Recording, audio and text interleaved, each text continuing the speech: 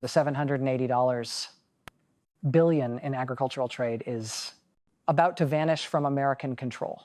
And Washington discovered this only after the deals were already signed, after the infrastructure investments were committed, after the strategic pivot became irreversible. Why are we routing Canadian fertilizer through American ports when we possess our own direct gateway to Europe? Why are prairie farmers paying American?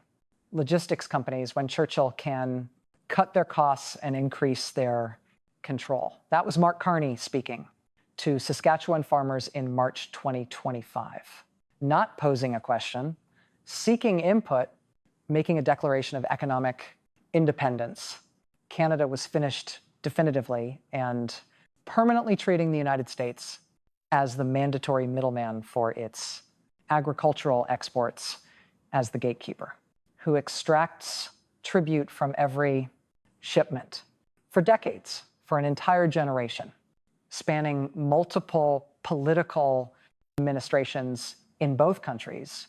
Canadian grain and fertilizer flowed southward before going anywhere else in the world.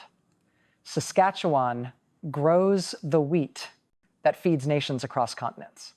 Alberta produces the canola that becomes cooking oil in kitchens worldwide. Canada mines more potash than anyone on Earth, absolutely dominates global production. But to reach global markets, to access international buyers in Europe and Asia, almost everything traveled through American ports, American railways, American logistics chains. Washington collected substantial fees at every stage of the journey. American companies controlled the routes, absolutely possessed monopoly power, and Canadian farmers paid the premium, paid the tax for geographic dependence they believed was inescapable. Then Trump threatened comprehensive tariffs on Canadian agriculture with characteristic aggression. 25% on grain exports, additional fees on fertilizer, threats to the entire export system that prairie farmers had built their livelihoods around over generations, had structured their entire businesses to depend upon. Carney examined a map with fresh eyes and observed what should have been obvious all along, what decades of complacency and inertia had obscured. Canada is the world's largest potash exporter, the third largest wheat exporter globally, a genuine agricultural superpower by any objective measure. And it possesses a deep water Arctic port that cuts thousands of kilometers off the shipping route to Europe. Compared to going through Vancouver or American terminals, the Port of Churchill, abandoned for decades, chronically underfunded by successive governments of different parties, treated as a historical curiosity, as a relic rather than strategic infrastructure with enormous potential, until Trump provided Canada the motivation, the urgent necessity to finally utilize what it already owned, what had been sitting there waiting. Tonight, we are demonstrating systematically how Canada is restructuring $780 billion worth of agricultural trade over the next decade.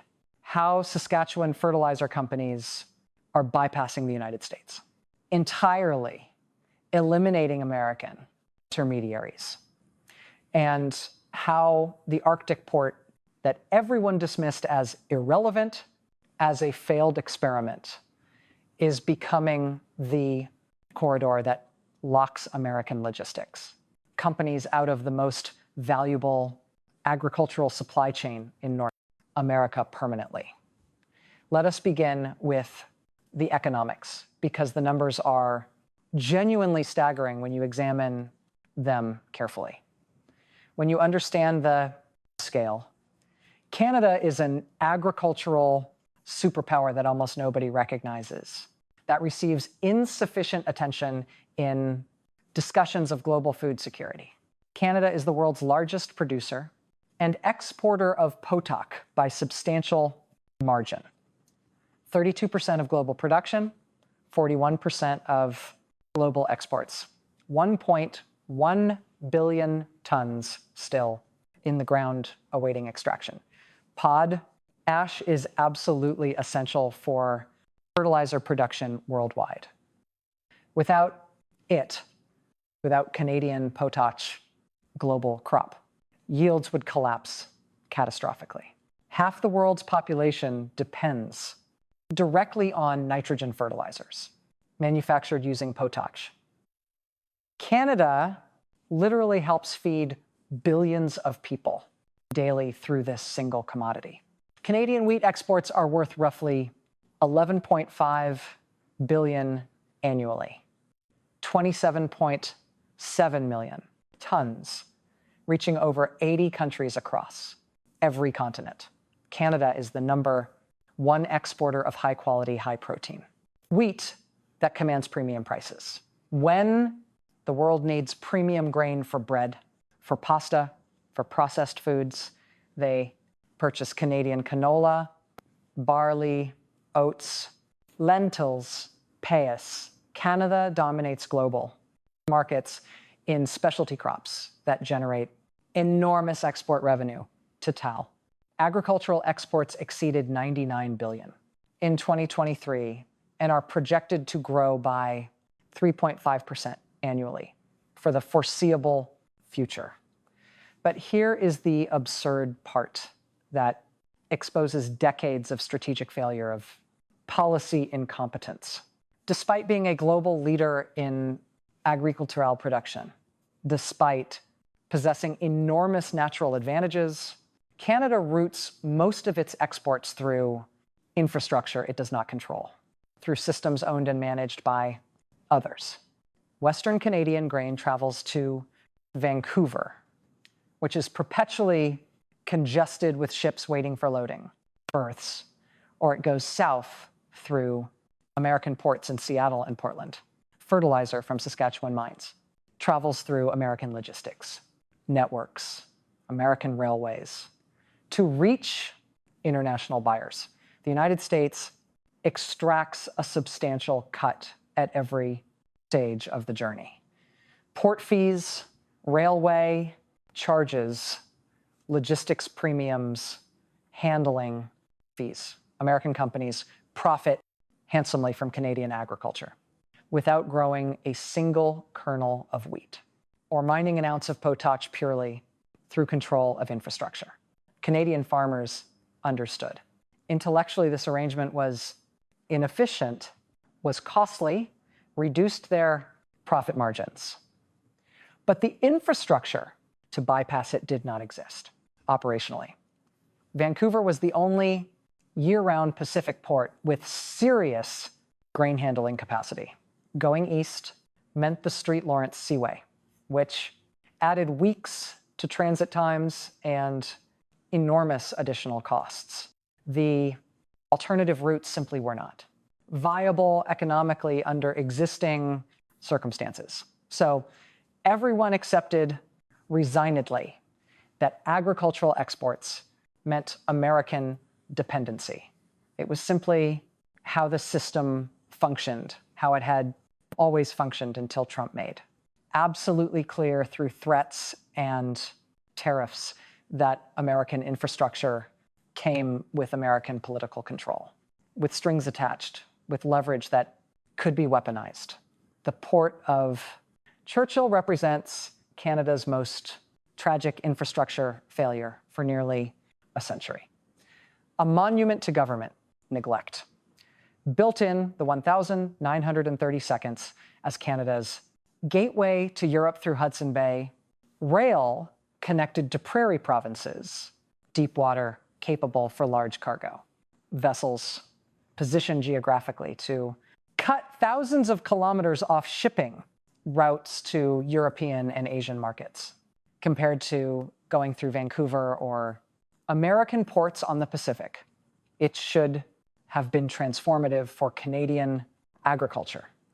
Instead, it became a symbol of federal neglect and political indifference, chronically underfunded by governments that saw no political benefit in remote northern infrastructure. Seasonal operations only, closed during winter, minimal traffic volume. By the 2000s, Churchill was handling so little cargo that policy. Analysts openly questioned why it existed at all, whether maintaining it made any economic sense. The port and railway were sold to a private American company called Omnitrax for $1 in 1997. $1 single for a deep water Arctic port and 1,300 kilometers of railway infrastructure. That sale price should communicate clearly how little value anyone perceived, how completely the potential had been abandoned. Omnitrax ran it into the ground through deliberate neglect, minimal maintenance, no investment in upgrades. When flooding washed out sections of the rail line in 2017, Omnitrax essentially abandoned it rather than paying for repairs. The port sat completely idle. The railway was unusable. Churchill was cut off from southern Canada entirely.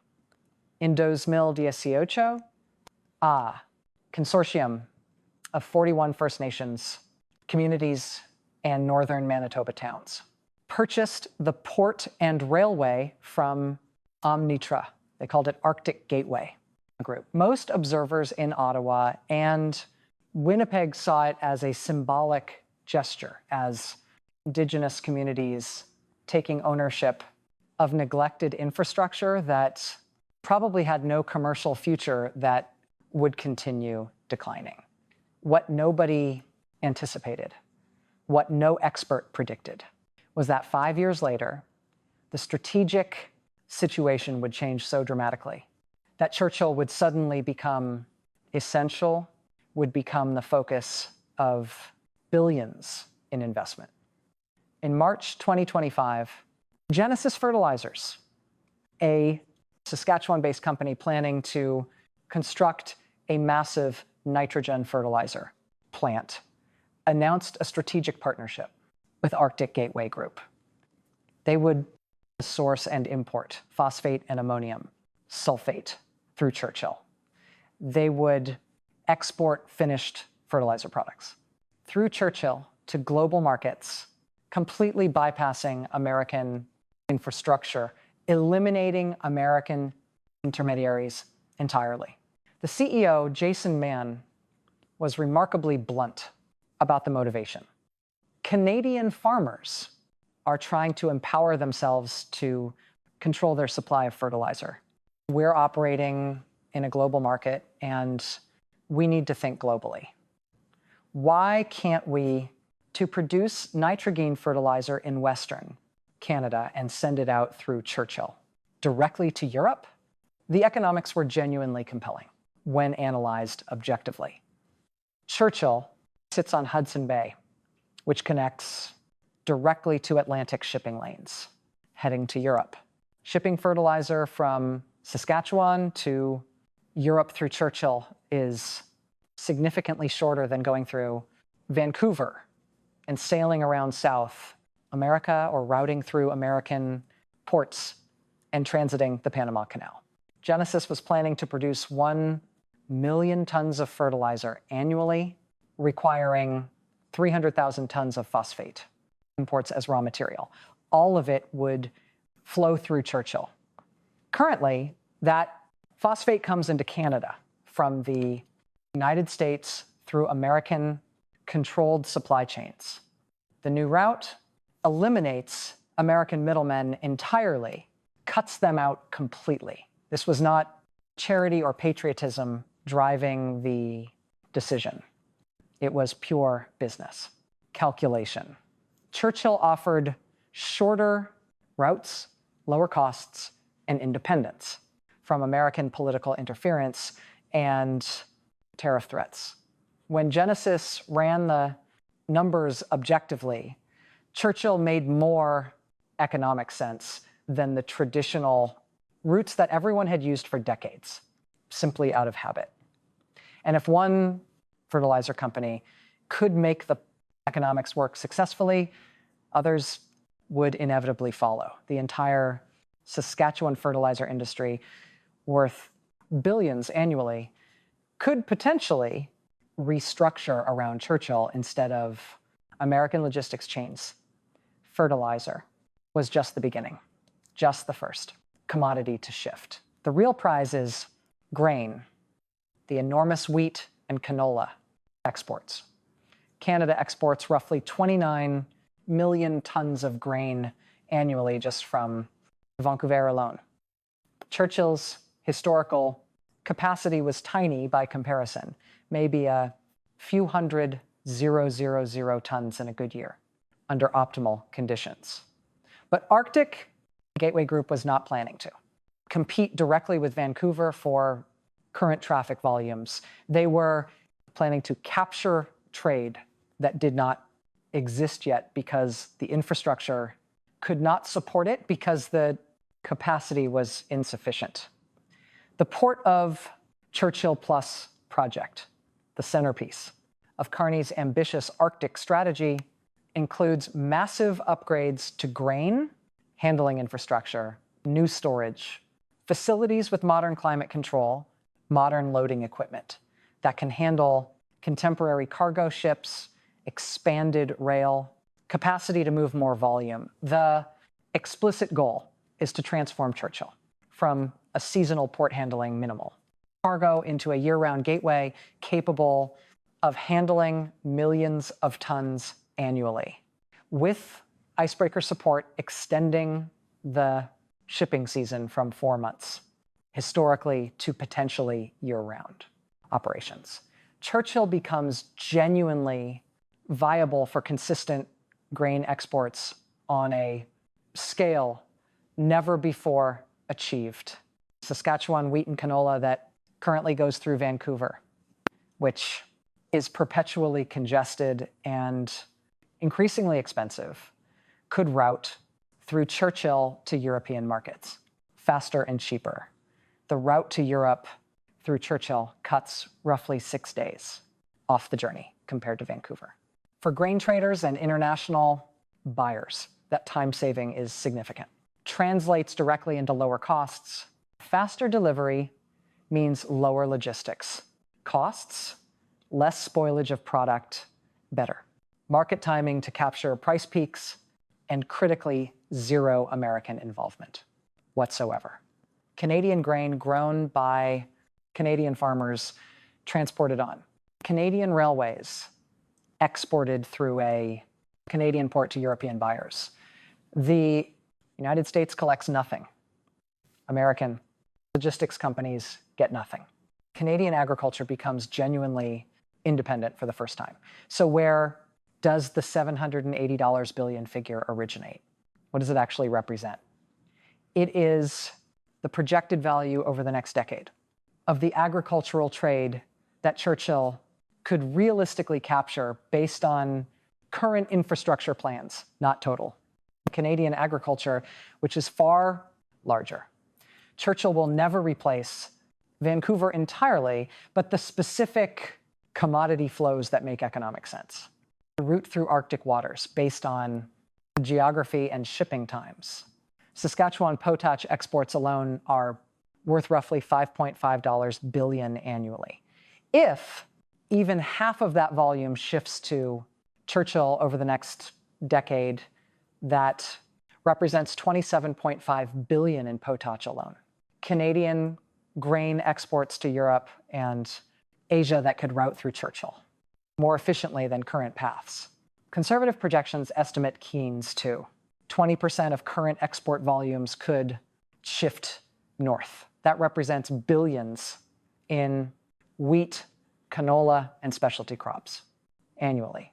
Fertilizer imports and exports that currently go through American infrastructure. Critical minerals from northern mines that currently have no efficient export route.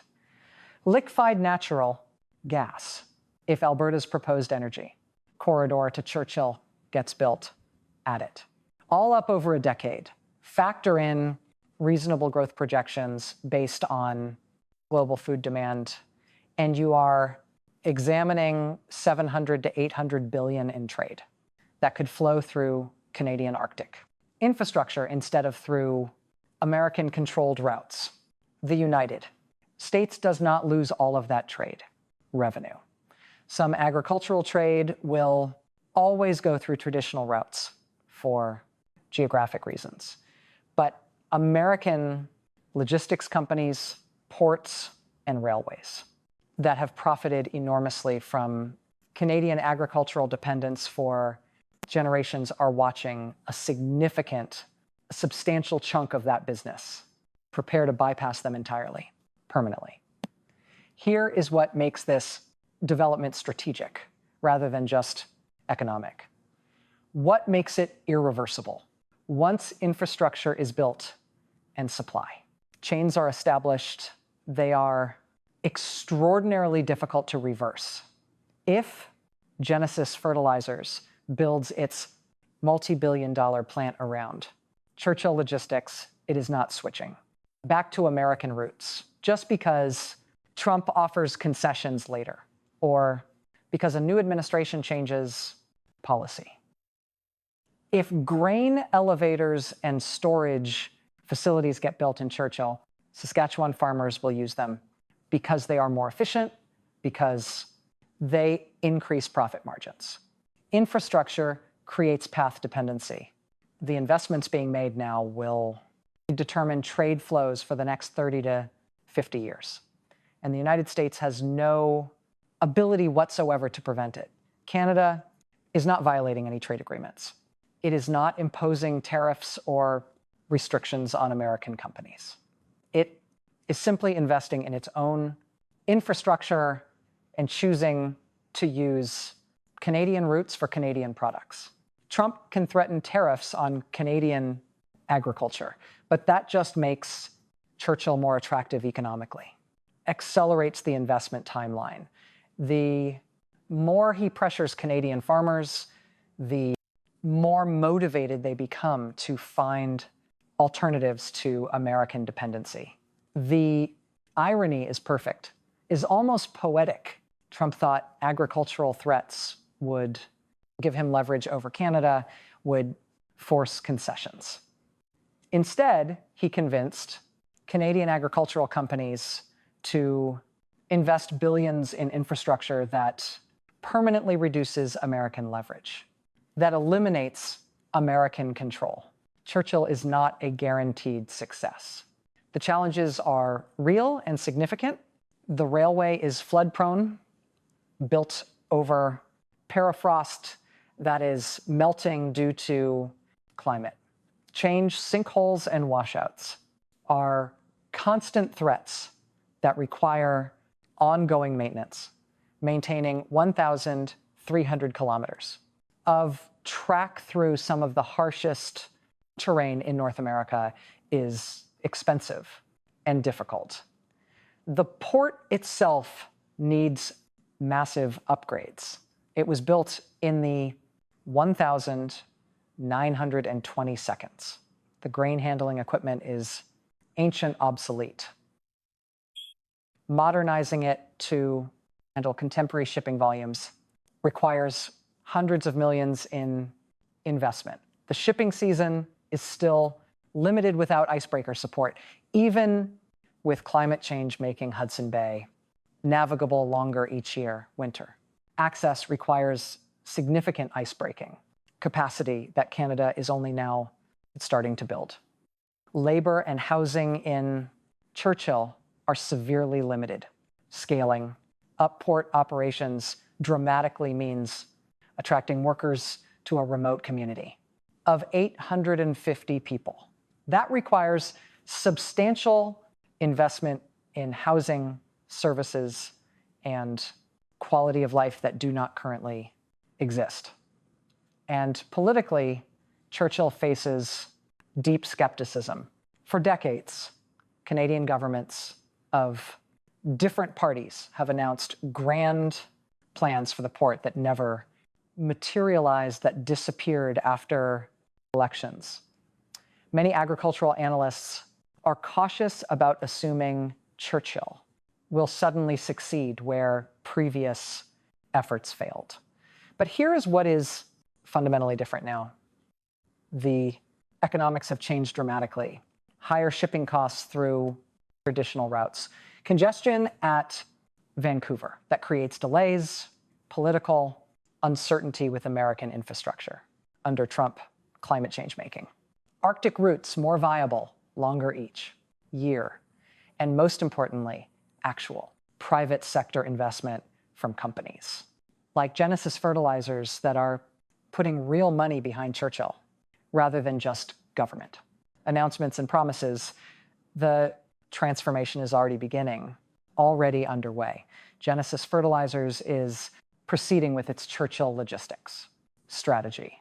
Arctic Gateway Group is negotiating with additional agricultural companies about using the port. Critical. Mineral shipments are starting to flow.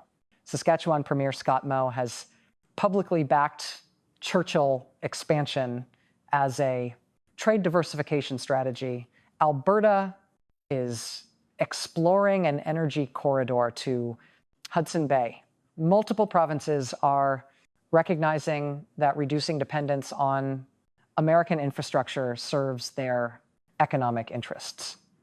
The federal government under Carney has committed $180 million over 5 years to Churchill infrastructure. Not enough to complete the transformation alone, but enough to signal that this is a national priority. Rather than a regional project, the projected timeline is aggressive. Expanded grain handling capacity. Operational by 2027. Fertilizer imports and exports ramping up by 2026. Extended shipping season with icebreaker support by 2030. If even half of these plans succeed, Churchill becomes one of Canada's most strategically important ports within a decade, and American logistics companies watch hundreds of billions in agricultural trade permanently shift to routes they do not control. This is about more than ports and grain. It is about Canada, demonstrating that American pressure backfires when it forces strategic recalculation. For decades, Canadian agriculture accepted American dependency because the alternatives did not exist. Trump's threats did not make Canada weaker. They made the alternatives economically compelling enough to actually build. Every ton of fertilizer that flows through Churchill instead of American ports is proof that Canadian industries can function without American permission. Every grain shipment that bypasses Vancouver for Hudson Bay is evidence that Canada can restructure supply chains around national interest rather than convenience. And the $780 billion number is not just about money. It is about leverage. Trade that flows through infrastructure you control gives you power. Trade that depends on someone else's infrastructure gives them power over you. Trump wanted to use Canadian agricultural dependence as leverage. Instead, he triggered investments that eliminate that dependence. And once Churchill is operational, once supply chains are restructured, once agricultural companies have adapted to Arctic routes, that leverage does not come back. Canada is not shutting the United States out of agricultural trade entirely. American markets will always be important.